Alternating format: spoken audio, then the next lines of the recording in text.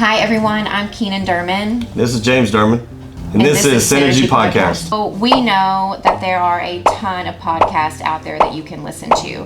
One of the main differences between us and everyone else is our authenticity. One of the things that we strive for every day is to show our authentic selves to the world, to our friends, to our parents, to our children, as we try to navigate through a life that we know can be very complex. So being a hot mess, why did you pick me? I was also a mess. At least that's the way that I felt. I was a single mom with 2 kids, with 2 different dads. I felt like whenever we first started talking, you actually saw me for who I was and not for the mistakes that I had made in my past. And that was really important to me. I think previously, whenever I had dated, I was always trying to be someone that I wasn't to make up for all the mistakes that I had made. So I was trying to be someone that I thought they wanted me to be. But with you, you really allowed me to be who I was. Messy, mistakes, but you saw past that, and I think you saw my potential. And I know that a lot of people preach, like, you shouldn't love someone for their potential, but I don't really think that's what it was. I think you saw me, you saw who I was to my core, and you did everything that you could to bring that person to the surface. And that was really important to me. I'd never experienced anything like that before. My biggest question has always been, though, why did you pick me? I was such a mess. Like, you say you were a mess, but I was so messy. I mean, I had 2 kids, 2 different dads, right? One all the way in Idaho, one just down the street. I didn't have good relationships with them at the time. So my whole environment was just kind of chaotic. So I don't even know what you saw, but you saw something and you stuck around. Here we are 8 years later. So I posed to ask the same question. So for me, I saw my life rolling around trying to find my way like a loose ball bearing, like a pinball machine. And yeah, I was navigating and doing what I had intended to do as far as building business and stuff like this, but all the rest of the stuff was a mess. I didn't have any personal relationships. I didn't have any foundational aspects of being what I had envisioned to just be in my life as a good man, as a father, because I was a single father already. And when I met you, it's like, it literally felt like I just knew. Like that was it. You just know. And it wasn't even always explainable at the time, so I just explored the knowing. And I was like, well, why do I know that she's the one? And then as we would do things, I'm like, well, that solidified that. Well, that solidified that. She's wiping my sweat while I'm eating. Like, I'm smiling every day. Like, I'm literally trying to navigate life, but then also I'm trying to change it at the same time to just be closer to you and the kids and everything else. And it's like, that was the why right there. Like, that was the reason. And that was what was pushing me in directions that I didn't even know existed at the time. Yeah.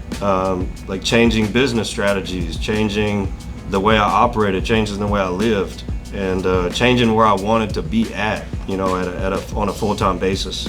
Those are the things that really like locked me in on committing to you and nothing else. Yeah. From a relationship standpoint. And once we got to that point, I was like, look, like, and you can tell a story, but like, I literally told you I was going to marry you. You did, So, and it scared the absolute it wasn't a shit question. out I of me, didn't by doubt the any way. part of it. It scared me because we had only been dating like a little over a month maybe, and then we took our kids together on a trip. Like, we had literally been talking for a few weeks, maybe a month, and I already had a vacation plan with my kids, and you were going to be in town, and I didn't want to miss spending time with you. So we loaded up our kids, 2 separate vehicles, and we drove to Port Aransas. Is that where we went? Mm-hmm. And we stayed in a beach house together, for a whole weekend. It was really the first time that we all kind of came together, like, as a group, like, outside of our first date. And there were some other people there too. My friend Melissa was there. Mm-hmm. And it's so funny because she said to me after that weekend, there's something weird between y'all. And I thought maybe she meant it like in a negative way. But she was like, the way that you two move together, it's like you're mirror images of each other. Yeah. Like when you're cooking together, when you move, he moves, but it's never in each other's way. It's always complementing each other. Yeah. And that was so strange to me because she, literally Melissa, had been through so many boyfriends with me. Right. She had been a friend since like I was like 21. And so at this point, I'm 34, 35, I don't even know at this point, but she had witnessed so many bad relationships. And then when you and I got together and she was with us that weekend, she was just like, I've never seen that for you before. Right. Like I've never ever seen you with somebody and move that way and it just be so effortless. And that's basically what it was from the very beginning. I mean, don't get me wrong, I tried to play some games because that's all I ever knew. And yeah, like, I don't know, 6 weeks in, you were like, I'm gonna marry you. And I was like, he's crazy. Like, right? Any man who tells somebody after 6 weeks of dating, like, I'm gonna spend the rest of my life with you, he's got to be absolutely insane, right? And he is, don't get me wrong. But we actually did get married before the end of the year. Like our 8-month anniversary. Yeah. It was wild. Everyone thought we were bananas. You married a psychopath. I did, but in a good way, because like it just proved to me that the promises that you made are the promises you were going to keep. And even though I was like skeptical of the whole situation at first, like you just really put my mind at ease about making that type of decision. And I mean, I've never looked back. I've never had a single regret. So it's been an interesting ride, right? It's been amazing. It has, yeah. It's definitely been amazing. Not without bumps. Definitely. No relationship is perfect. If you think your relationship is perfect, there's something wrong with you. And we're not perfect. We've hurt each other, miscommunication, not understanding how to love the other person, like because each person needs to be loved differently. And so we really struggled with that after we got married, just trying to figure that out. Because you're in the honeymoon period for a while, right? Our honeymoon period didn't really end until after we got married, and then we just kind of got like off track with you traveling or whatnot. But ultimately we always worked through those things. We always found a way. But yeah, I mean, it's been a wild ride. It's been 8 years. Well, to be 8 years married in December. We've already been together 8 years. Mm-hmm. And so we've done a lot, like a lot. I remember we were at the lake one time and somebody said that they seen us in our honeymoon phase, mm-hmm. the time frame, right? And he said that enjoy it while it lasts, something like that. And I was like, man, I'm not sure you get it, brother. Like, I'm gonna keep this honeymoon phase forever. And he didn't really understand what I was saying, but like, that's like one of my commitments is that I want that honeymoon phase forever. And so we try to kind of keep that spark or that energy or that relationship drive that everybody falls in love with in the beginning. It's like you have to keep that. And granted, it's not going to be exactly the same the whole entire time, 10 years, 20 years, 30 years, whatever, but if you can just remember what that felt like and just remember how important that is to you. Yeah. And then if you can inject pieces of that throughout your married life and your relationship and your family and all these things, even business, everything, that's where you find the whys and the reasons and the loves and the drives and the passions and all that to keep going in anything you do. It doesn't matter what it is. But for us, it was definitely marriage because that was our most important aspect of us being a whole. Why me? Because I think that's one of the questions that I've asked myself over the years and now, granted, that's not ever because you made me feel why me.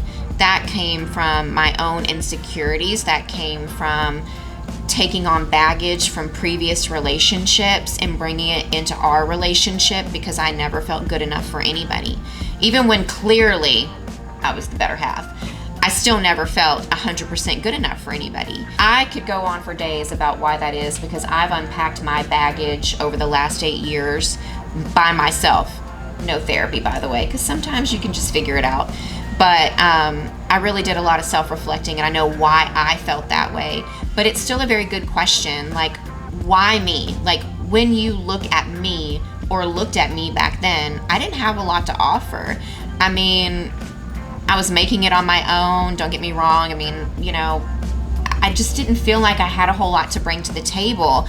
But you were the table, in my opinion, because you had a successful business. You were, you know, doing all these things. And here I was just like struggling to make ends meet, trying to just make it through one day at a time. I couldn't see a future. I didn't know where I was going, what I was doing, what my path was. I mean, once I met you, it became very clear.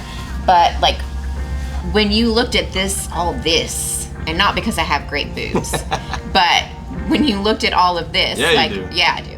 But I mean, I paid for them, but you know, whatever. But whenever like you looked at me, like, what did you see? Because one, I'm way hotter now than what I was back then, so you can't judge it off present day. But there had to be something that just like drew you in, and I just don't really know. I never really asked what that was. I just didn't want to ask any questions because I didn't want you to start doubting yourself. So, two things. One, I needed a fighter. And I don't mean fight by the literal sense. I mean somebody that when there was something they wanted to go after, they wanted to achieve, or they needed in life, they did it at all cost. And that's how my life's been, so I resonate very highly with that. And so when I see that in a person, I'm literally magnetized to them. And so that was you may not have seen it as a quality, but it's a quality that I see in you. Mm-hmm. And part of the things you'll never understand in life is what I see through my eyes that I could give you. Yeah, man, if I could see myself through your eyes, I'd be unstoppable. It'd be amazing. You are amazing. I would be unstoppable. The second thing is I mean, obviously, like, once I seen the kid aspect and how well you kept a house and like all these other qualities just started piling up, and I'm like, I keep a very clean house. And I'm like, man, that's a winner right there. And so I mean, and then not only that, you just get that feeling like that universal question is like, well, how did you know? It's like sometimes you don't know how you know. It's just like a weird feeling through the universe that just comes in and says, hey man, that's the one right there, hold on to that. Yeah. And so that also hit me. But then there's the other one, and this was probably the most important one of all, actually, is every time I was in the vicinity, near or with her, the noise cut off. Mm. Like everything. And I was in a chaotic, noisy environment because I was a couple years into starting my own business. I had left corporate world. I was single dad, tons of child support, tons, you know, just all these things going on at the same time. And it's like, when I got close to you and with you and you know, because I was working out of town at the time, so these things actually made sense. And so every time that happened, we made that transition to be together, whether it be flying across the country, whether it be driving across the country to see you for the weekend, for the day, whatever. It was like all those things shut off. And I didn't have to do anything to make those things shut off. It organically happened. And that's when I knew that that was my piece. Right there. Yeah, I have to agree with that. And coming from my perspective, you know, I struggle a little bit with anxiety. I'm always constantly living in the future, the what ifs, right? Something you've tried to teach me to kind of back away from is that, you know, I'm always wondering what's going to happen next, right? I'm playing all these scenarios in my head about what could go wrong, you know, like things like that. And so when I'm with you, that's the only time my brain is quiet. But also you're a protector because of who you are and like how you are, like just in life in general, which I said on that video the other day. You, how do I word this? You kind of take control. Like you are what's the word I'm looking for? He's like a dominant male, right? Like he's an alpha male. And in relationships, I had always been the alpha female, right? Like I had always played that role, like having to be the strong one, the one that figured things out. I never had a true partner. And so, like, you allowed me to have a true partner. Like, you matched my energy, which allowed me to kind of step back and take a more feminine approach than an aggressive approach to a relationship.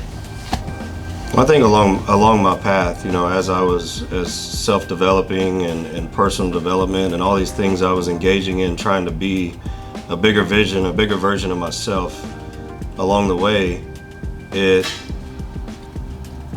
I think it helps to bring that to the table 100%, since you actually need to challenge that in a female. You can't just let a female be docile and like blah in a relationship. Like, there's a counterpart to it, and so you have to feed off of each other. So when you bring strength, like for me, like I expect a little bit of strength back. I don't expect somebody to just weak and cower. So like I wanted somebody that was, you know, feisty enough to stand up. Even if I was wrong, I didn't care. Like, I would love to be wrong if I know somebody's gonna be step up and say, hey, look, that's wrong, but this is right. Let's do it this way, blah, blah. And, you know, just for example, but I look for somebody like that. And like, that's one of the qualities, one of the many qualities she had that I seen in an early standpoint, that it was more of a seesaw effect. If I pushed, she pulled. If I pulled, she pushed. And then at the end of the day, it was a balance. In other words, like when I come in 80 and she's 20, I feel her cup. If she comes in, you know, 80 and I'm 20, she fills my cup. And so it's like that. And then I don't like the word balance, because there's nothing in life balance at all. But I think it just has to have that forward backward motion to navigate through life. And I think we do that really well together, because we're able to think and talk and communicate better at a lot higher level nowadays than most people, I think. And that allows us to be able to navigate in a different way that I'm hoping that other people can pick up on from us and like doing these. So, as you probably have seen online, like, it's a huge thing right now for this generation. Like, there are men, and this is everybody's preference, and I'm never offended by it, so it doesn't actually bother me. I don't get offended very easily. But I see it online a lot where men will make a post, especially like on threads where I swear they can just spout shit out of their mouth and not even think twice. But they'll say stuff like, I would never date a single mom. Ever. Ever. Well, I was a single mom, but I took it a step further, a little bit more trashy, and was like, let me go and have 2 baby daddies. And when I told you that, when we first started talking, you didn't even blink twice. And I just feel like it takes a special person to be able to see past those things, to see like who somebody is at their core. But like, what advice would you give someone, or what, like, how would you word it to why that wasn't an issue for you? Like, because it wasn't easy. I mean, because not only did you have to deal with, you know, one personality from one dad, but then you had a whole completely different personality from another dad who lived thousands of miles away, but tried to insert himself so much into every aspect of my life, and really to a point where I barely could make a decision without repercussions from him. Like, how did you feel going into a situation where it was just a little bit chaotic? I mean, like, honestly, like, did you have any reservations? No, as I developed through the years, like, I knew certain things I was getting solidified in myself. Strength, confidence, courage, like all these things. And I knew what I brought to the table. If you know what you bring to the table, at the end of the day, there's nothing that can stop you. And what I mean by that is every little thing that she may be bringing up that may have hindered her or slowed her down or made her think twice about certain things, I wanted to stand there strong and just be the reassurance. And nobody else was doing that. And I'm willing to, and I'm a commitment guy, so I'm willing to like step up and be everything somebody's not. And so if that was lacking, I was gonna bring it. I was bringing every single aspect of being the dad, the husband, the faithful guy, the the positivity, the everything. I was bringing every single aspect of what a real man should be like, and just stood there and faced every little thing that you could possibly throw at me. And I'm gonna take it in stride, and I'm gonna take it, and I'll erase that crap from the past, because it's not going to, I'm not gonna let it stay in our relationship through the rest of our life. Like, I'm gonna continuously show up, I'm gonna continuously step up, and I'm gonna continuously be that person that was lacking or missing in her life that now she has, so all those other things can, like I said, the noise goes away. So all that noise, I knew over time, give me the time to do my things, all that time, the noise is gonna go away. And so I just knew that if I brought my A game, like, the rest would go away. Well, and it's funny that you say that, because after you came into my life, and especially, I mean, obviously we met and married within 8 months, right? So, and a lot of people think that's crazy, and for some people it may be, but my life completely changed, like, after we got married. And not in the sense that now I was a unit, right? I had a husband, which I had never had before. I had a partner, but my son's fathers actually backed off. Like, how they were with me prior to us getting married. And I just want to say and preface this is that we all have a great relationship now. It took a lot of hard work, but I have great relationships with both of my son's fathers, with our other son's mother, his biological son's mother. We all get along. So this is all history and in the past. But at the time, we didn't get along, and I thought I was the problem. But all I was doing was trying to keep my head above water. So when we got married, all of that, and this is the only way I know how to phrase it, and maybe it's not going to come across the right way, but all that bullying that I was experiencing from my son's fathers, mainly just one, it all went away. Like, I think he took one look at you and was like, well, I don't want to fuck with this dude. And it just stopped, and my whole world changed. And then all of a sudden, like, I wasn't living with all of this dread, this anxiety inside of me that, you know, I was doing something wrong just by trying to have a life. Because one of the things that was so prevalent in the conversations between me and my oldest son's father was, we're a better fit for him to raise him because you're not married, right? But he didn't want me to date and bring anyone around his son because that wasn't appropriate. So it was like a double-edged sword. Like, I'm not married, so you're the better fit to raise our son, but you don't want me to date, so therefore I'll never get married and never be the right fit. So he was trying to hold me back by putting all these restrictions on me.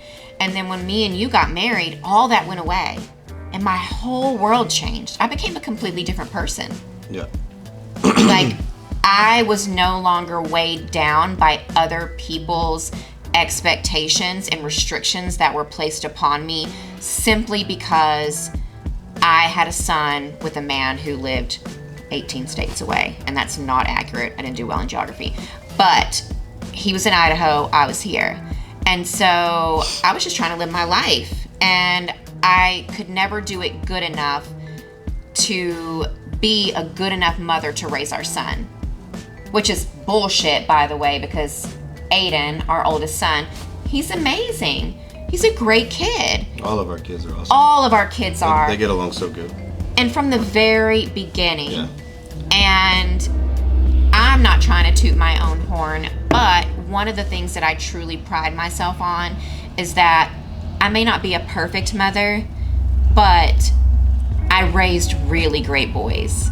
Like, really good. You did a good job. I know. That's literally, like, the one thing I will praise myself on is they're so good, smart, kind, funny, a bit sarcastic, and a little bit of a dry sense of humor that sometimes got one of them in trouble. But he's older now, so it's a little bit more appropriate. But our kids just got along from the very beginning. They meshed really well. It was so seamless, the way that they attached to you, the way that Evan attached to me. Like, these are my boys. 2 are biologically mine, 1 isn't. but you wouldn't be able to tell the difference because, like, Evan is my son and Aiden and Gage are your sons. Like, it's just, we don't have 2 kids and a bonus kid or 1 kid and 2 bonus kids. Like, we have 3 sons. I never like, looked that's at just how it. That's just how it's been. Yeah. From the very I never beginning. looked at a separation. I mean, yeah, we got 3 kids. That's it. That's it. 3 kids. But I think our kids follow suit. You know, they see how we are with each other, with affectionate, loving, honest communication, everything. And then that, in a household, that reciprocates down. Kids pay attention, like way more than you ever imagined. I agree. And they are like sponges at those ages, you know, teenage ages, and they're picking up all kind of information and signals and do's and don'ts and traits and vices and you know, loud noises, quiet noises, like, you know, what's your house like? And you'll be surprised our how house many is times like we get that question. Mice running around. You don't even know people's there. No. And so it blows people's minds when that's the case. But at the end of the day, it's like, you know, it's monkey see, monkey do, in my opinion. If they see structure and they see you know, strength and confidence and commitments and all these things that we dedicate to each other, I think it reciprocates down to those guys. I agree. And I think that's the foundational aspect that's going to, you know, them carry on, you know, beyond us. I mean, I agree. Our oldest son, Aiden, he's 18. He's been in a relationship with his girlfriend now for 2 years. They're away at school together.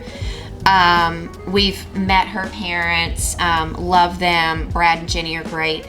But Jenny has said to me a few times, like, you raised such a good boy. Like, the way he is with Alex, like, we trust him 100%.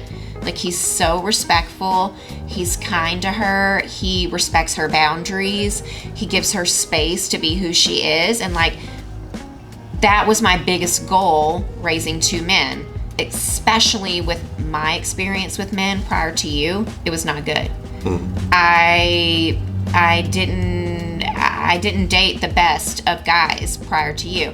And so it was really important to me that I raised 2 very good men. Gage is only 13, so he's not quite there yet, but he's still a good kid. So it's just really important to me because I want them to be good partners. I want them to be good leaders, good men, and that's really important to me. Right. And so I feel like they're on the right path. I mean, obviously, we never stop parenting our children, right? My son still calls me every other day, and he's in college, and he calls me every other day just to chit chat or, you know, get my advice on something. And I love that. I never want them to stop calling us.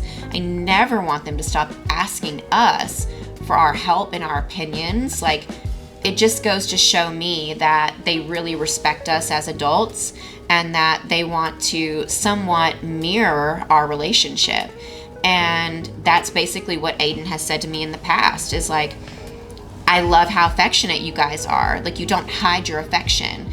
And so he's very affectionate and he doesn't see anything wrong with affection.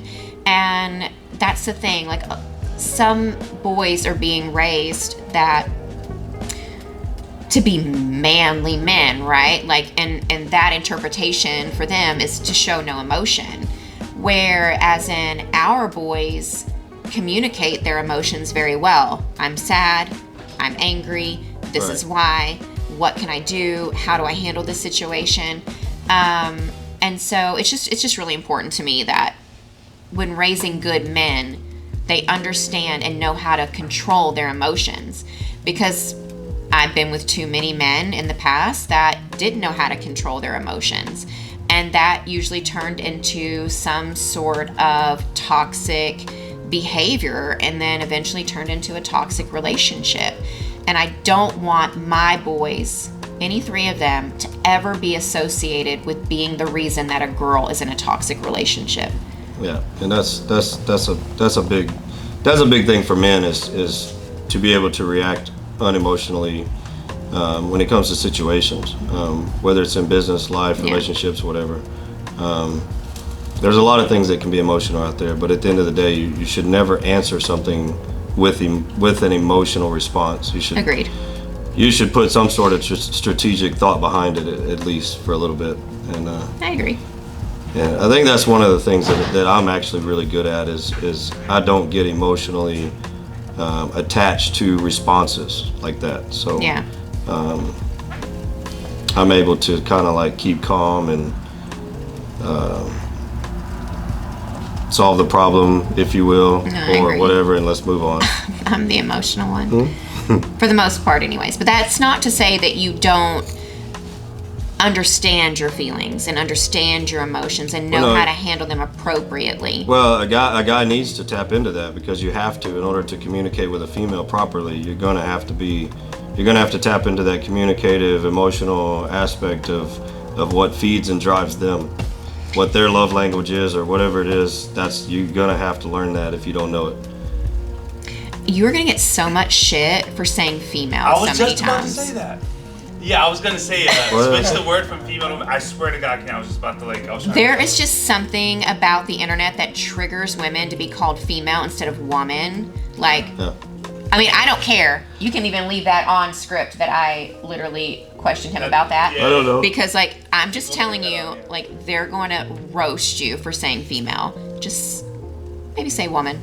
I didn't know I was even saying female. It doesn't bother me. Yeah. I don't get triggered by things, but some people do. So, talking about previous relationships, what would you say when we first started dating? What were some red flags, so to speak, that you were maybe looking for in me that you had experienced in previous relationships that You didn't run. I was kidding. Go ahead. Well, no, I mean, but seriously, like, what red flags did you experience in previous relationships that you were kind of looking for in me before you knew that I was the one? One of them was telling you I was gonna marry you, and you didn't run away. So Ah! I was like, man, like, she accepted that. How That's many pretty times? cool. How many women did you say that to? I've never said that Okay. before. That was my first test. It's like, let me see how strong she is. Yeah, I was like, I'm gonna tell her I'm gonna marry her, see if she runs or not. So I didn't scare you. So that was No. one. Your weren't- intensity did not scare me, actually. So you I weren't. thought you were a little crazy. That's one. You weren't scared, and I love that, because I don't want somebody scared of me. It seems pointless. Well, not scared of you because you're not an angry person, but like scared of your passion, Well, like yeah, how but intense scared you of are. Scared of the way I am, my tone, my talk. So I would rather have somebody that can communicate back with me, even if it's at a corrective state, because I'm a student of the game. Like, I can learn new stuff all the time. It doesn't matter. Yeah. You never stop learning. And so, and I wanted to learn, because like I was new to the committed relationship part. So like I knew there were things that I was not going to be good at. I was not going to be masterful at every little aspect of being a dad, along with other dads. Sharing everything with kids going in and out, this and that, different schedules. Yeah. All these things that were going to have to get juggled, and you were the juggler. At the end of the day, I was out here just kind of like balancing all of it a little bit with you. But when I was here, but there honestly wasn't too many red flags. Like, those things really didn't pop up in my head as red flags, because I seen your efforts in keeping everything together and keeping everything right, even amongst chaos, in what you call chaos. It felt like it. Like, you were able to still make it seem so serene and calm and nice and enjoyable. I was like, man, I'm like, she just nixed every red flag I could think of. And there was absolutely, I'm not gonna say there wasn't any, I can't think of any right now that really would have changed my mind. Yeah. Like, there's none that would change my mind. Like, none. Well, yeah, obviously not. We're already in this, but But I mean, yeah, if you want but like to bring previous up, relationships, what were some red flags that were deal breakers for you, like when you were dating other people before me? the same as anybody else's, probably, like somebody that thinks they missed out on partying, right? And so you have this single mom that wants to go back and get in the clubs and getting that in scene, and like, I don't understand what for. It's pointless. There's no such thing. You can't list one good thing that comes out of any of it. I would run from people like that. And anytime that flag would pop up, like, I would go the opposite direction, because that's not my life. I don't drink.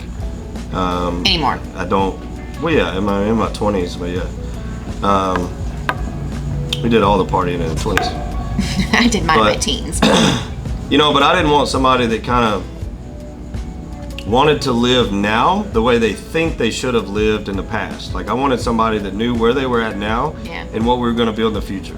And that's what I've seen in you, so. Yeah. Well, I just want you to know, like, when I started dating you, I was probably looking for red flags, but let me tell you, the bar was, like, way down here. So, like, all the things that you thought you didn't bring to the table, like, absolutely not true. Because, like, there were so many relationships where I was just accepting the bare minimum and thinking, well, this is all I deserve, right? This is all I deserve because of the choices that I've made.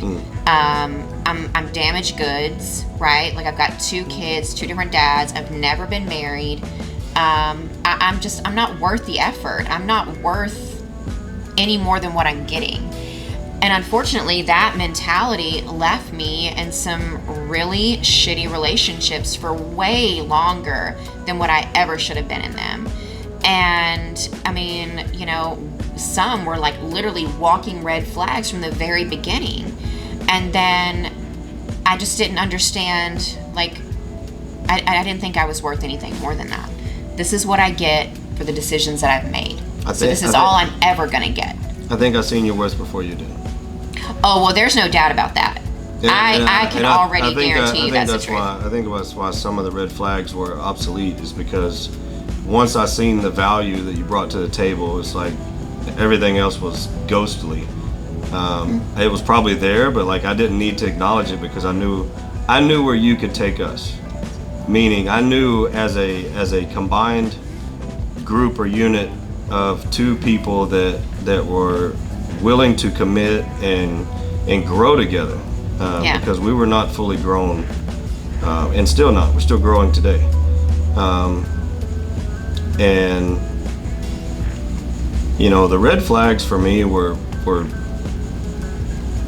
your stereotypical stuff, like drugs, alcohol, partying, you know, putting yourself in environments where you didn't need to be in, making bad decisions, like financial decisions. Like, I mean, you had your own place, you were taking care of kids, like those things. Like, I understand what it took because I was a single dad. So like, I shared that. We actually shared that at the same exact time, if you think about it, because we had kids the same year. We did, 3 months and apart. We brought them together the same year, like 10 years later, right? And so it's like, man, she's going through the same thing I'm going through. I'm like, you know, I'm sure, you know, I had faults, you had faults, but we were able to recognize them, communicate them, fix them, patch them, build them, whatever it is, and then we did it together.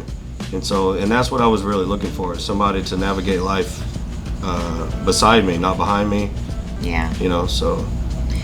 Yeah, I remember I asked you one time because I was like, why did you and your ex-girlfriend break up?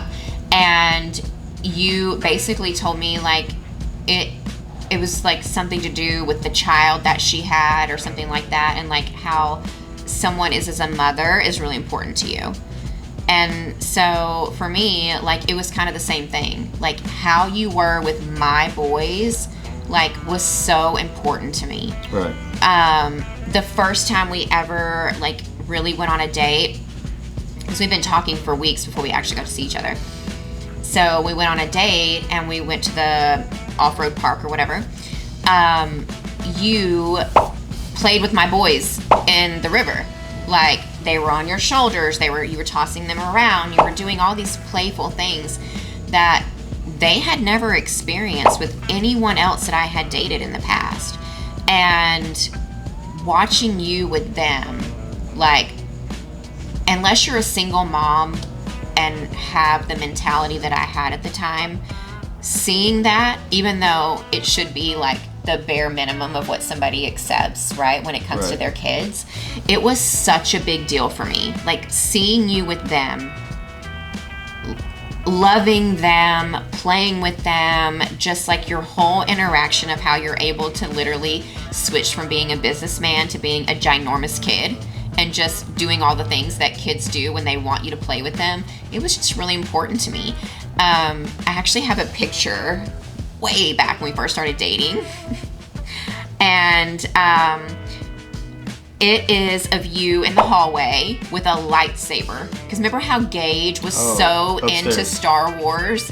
And you're like playing lightsabers in the Upstairs hallway. in the condo. Yes, in Yeah. the condo. I remember. And I still have that picture.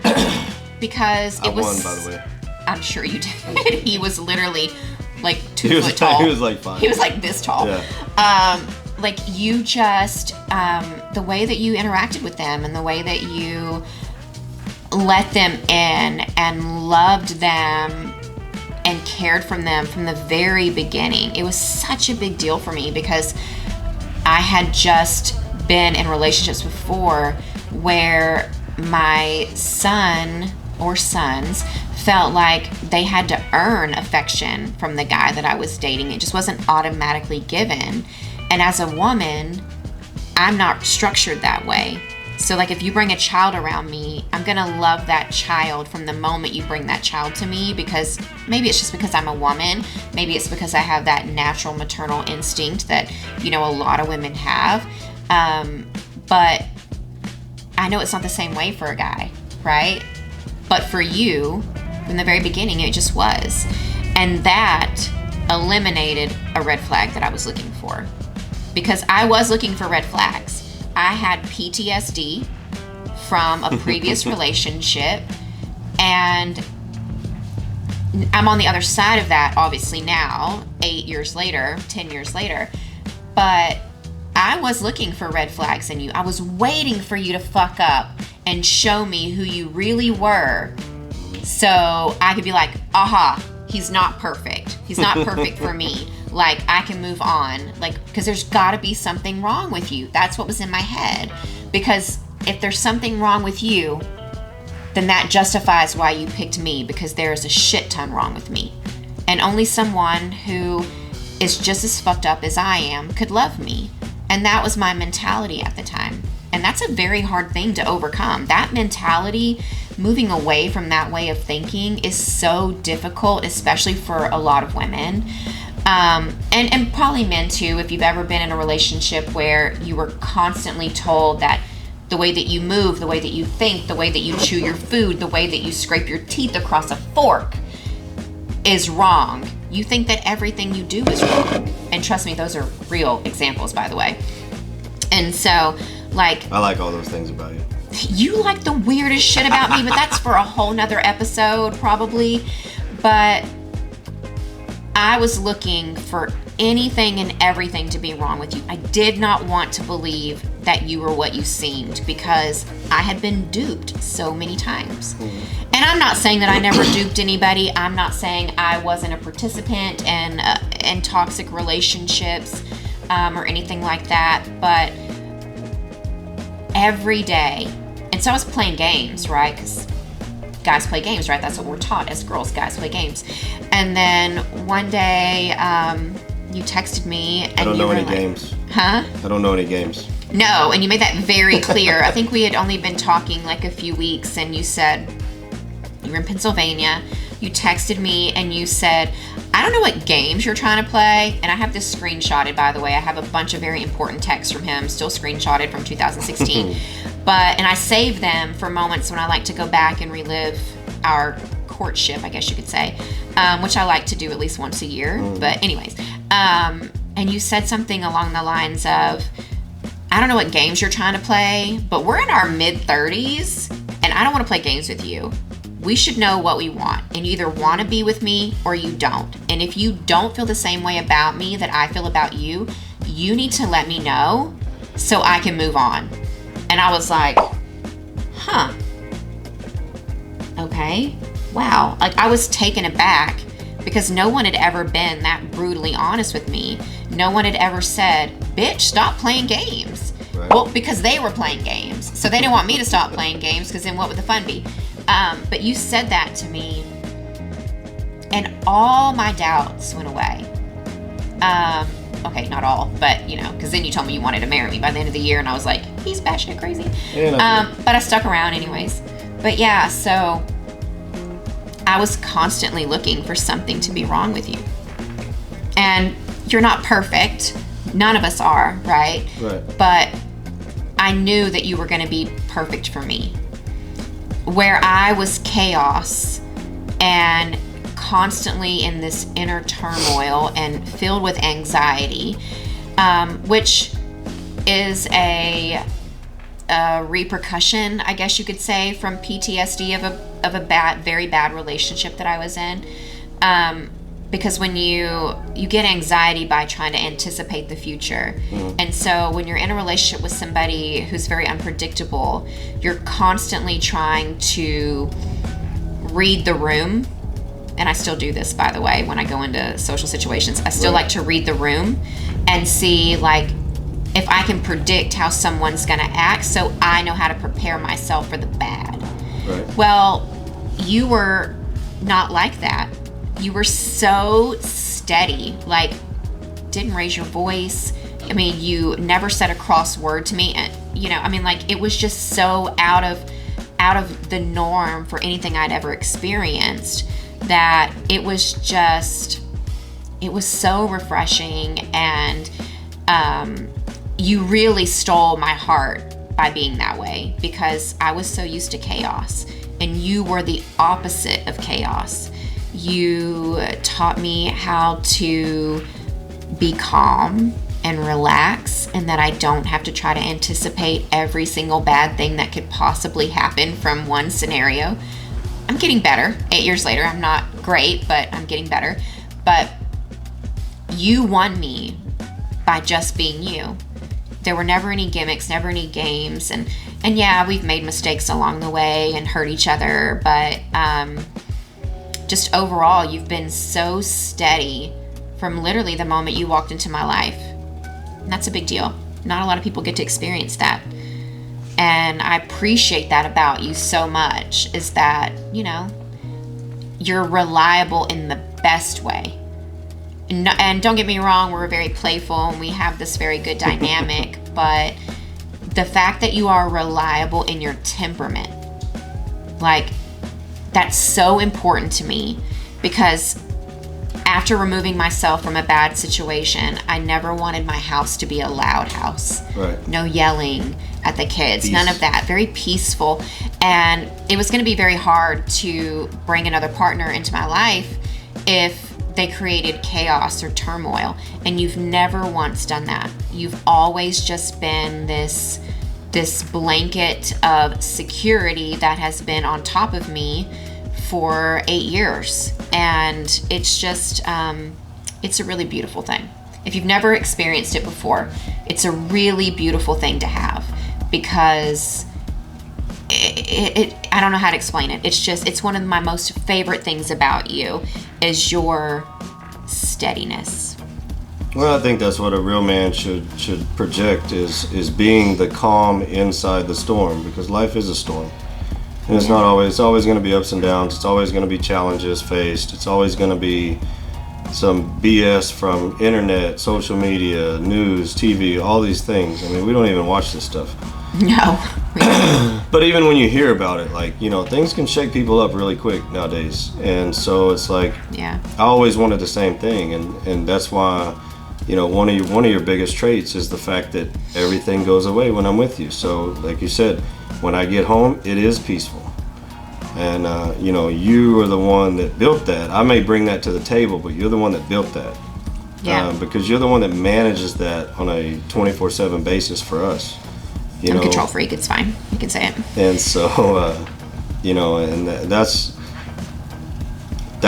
one of your most attractive qualities to me, is that I can let go of everything when I'm with you, and I don't have to worry about anything like that.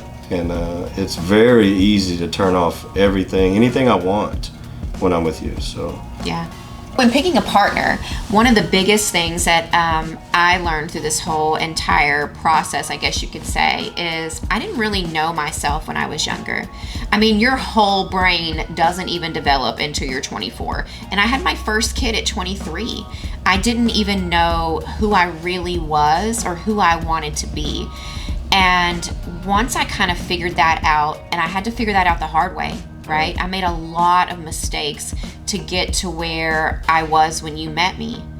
And even though I hadn't fine-tuned who I was all the way and like who I wanted to be, because I feel like sometimes as you navigate life, that vision of yourself changes.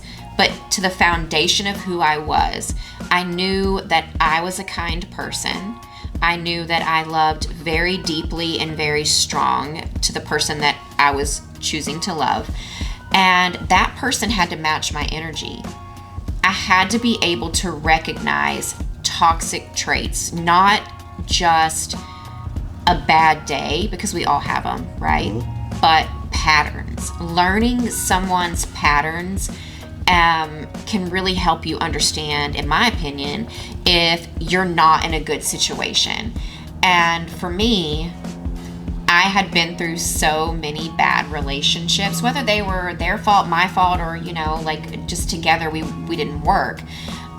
It really taught me, when you came along, what I was looking for, what I needed. And one of the biggest things was respect. In my opinion, if you don't have a mutual respect between you and your partner, it's never going to work. Right. Because how you love them, how you honor their boundaries, how you communicate with them, how you take the time to learn who they are and how they think and how they operate, that all stems from respect. If you respect somebody enough to learn those things, then you can build a relationship and a foundation. If you have a partner who's not respecting you, they're never going to dig deep enough inside of you to understand who you are, how you need to be loved. And that was really important for me. And the way that you talked to me and handled me, and I say handled, and I know that sounds kind of like a bad way, but I sometimes need to be handled. And so like the way that you were with me, you respected me from the very beginning. I don't think in the history of us being together, you've ever said a disrespectful thing to me. You've never called me a name. And that's not normal, by the way, okay? So when you're arguing with your partner, and we argue, we have disagreements. I'm just faster at it now. We know how to resolve things a it. lot faster now. But in the beginning, never once have we ever called each other names. We never take low blows or cheap shots or anything like that. And we never bring up the past. Where in previous relationships, it was always name calling and belittling and just like toxic behaviors, and whether they were one-sided or they were both-sided. But if you ever start to get into those patterns, honestly, like, it's very hard to overcome.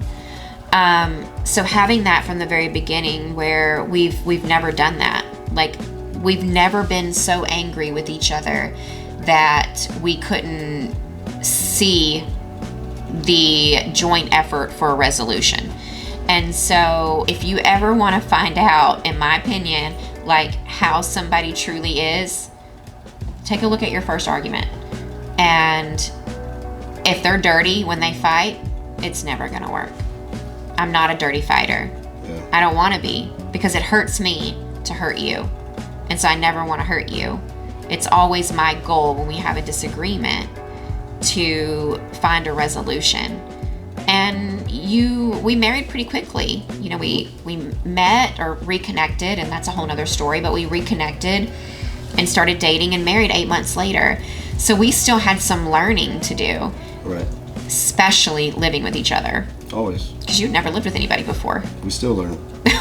We do. We still learn every day, because sometimes situations don't present themselves until way later, or you've never had to deal with this certain situation before, because as we grow, right, like we work together every day now, which comes with its own challenges.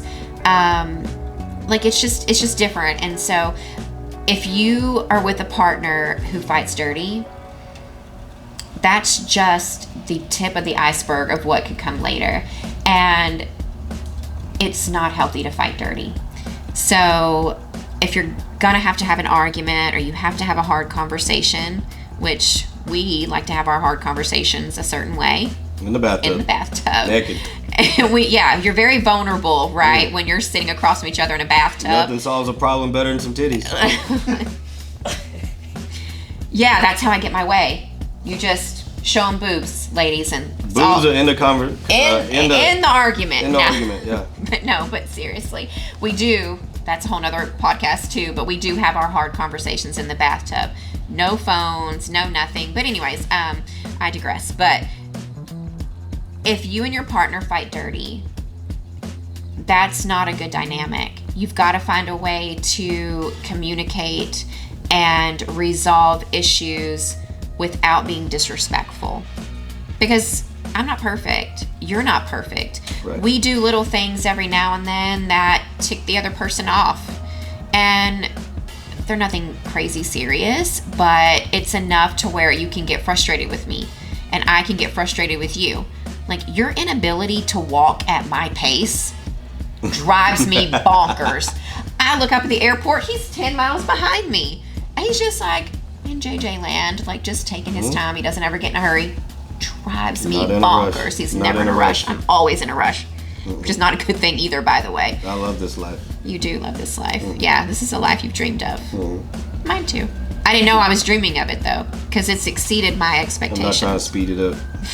No, you're definitely not trying to speed anything up in life, but not this. Yeah, I know. Because if you don't have a right partner at home, you carry that negativity with you throughout your day. When you're parenting, when you're working, whatever it is, and it can really just kind of make everything very messy. And we found that out, right? Like from other relationships, and then also just figuring out how to be married right at the very beginning, and understanding each other, and just making sure that we respected boundaries and things like that. But know yourself, know who you are at your core, and really unpack your own baggage, because we start gaining baggage very early on, from the way that we're raised, to how teachers influence our lives, how our friends influence us, and then when you get into dating and relationships, you carry little things over from each relationship to the next, and you don't even realize you do it. So you really have to dig deep, unpack your baggage, and find a partner who's willing to help you unpack it, because you helped me unpack my stuff. And that wasn't easy, because I had a lot of shit. Right. And so did you. Always. And, you know, we still probably haven't unpacked everything, because there's going to be little things that haven't even come into our vision line yet that we're going to go through, that's going to go, oh yeah, well, this kind of happened back then, and this is how I handled it, and I don't want to handle it this way. Right. So really get to know yourself, understand yourself, and know your worth. If you don't know your worth and who you are at your core, you're more than likely going to pick someone who's going to match how you feel about yourself. And that's what I did for a long time. I let how other people treated me dictate how I felt about myself. And that's really not how it should be. And so if you can overcome that hurdle and understand that how people treat you is not a reflection of you, it's a reflection of them, it's a little bit easier to navigate, in my opinion. And the way that you see me, the way that you love me, the way that you have loved me this whole entire time, and perfectly perfect, has really transformed me. And I've said it before, it's really transformed me as a woman, as a wife, as a mother.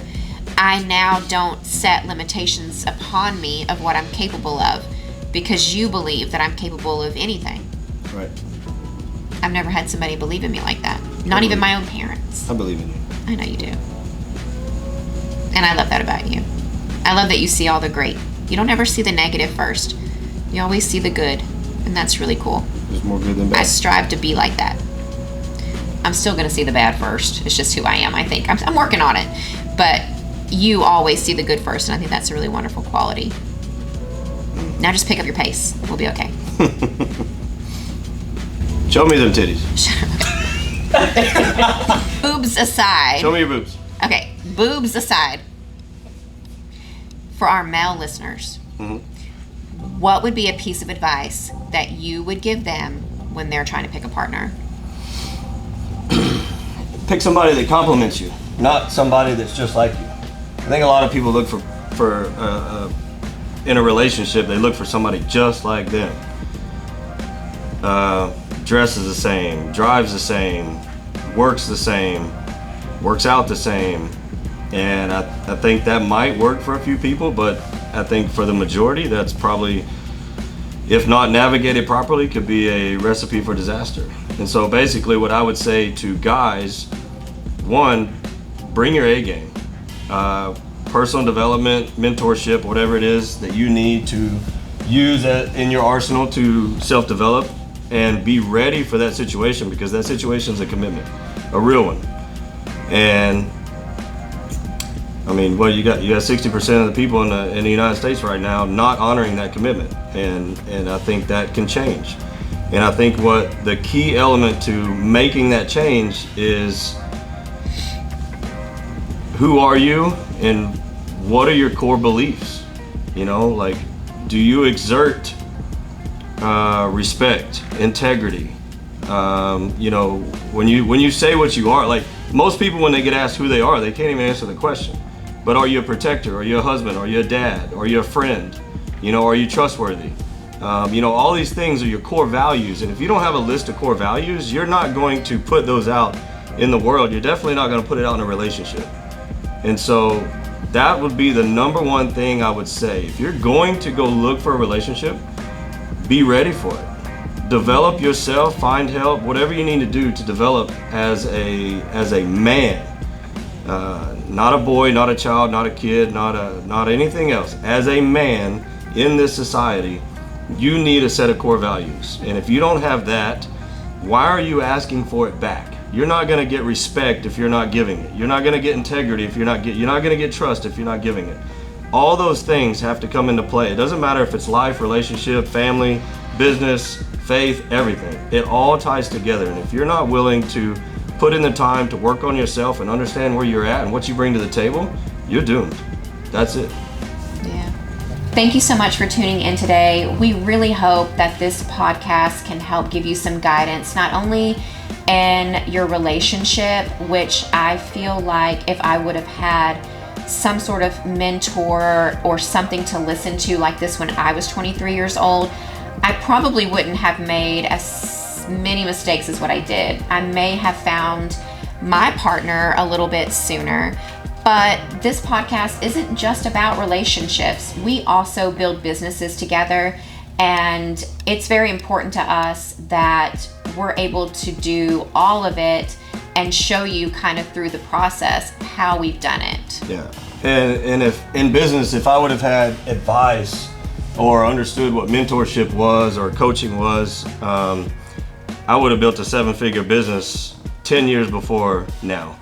And I would have been so much more ahead in life just listening to things like this and sharing the experiences with people that could help guide others into getting where they want to get a little bit faster. Yeah, so we really appreciate you coming on this journey with us. We hope that you'll stay tuned. We have a lot of great things that are coming this year, and we're going to take you along with us. Yep.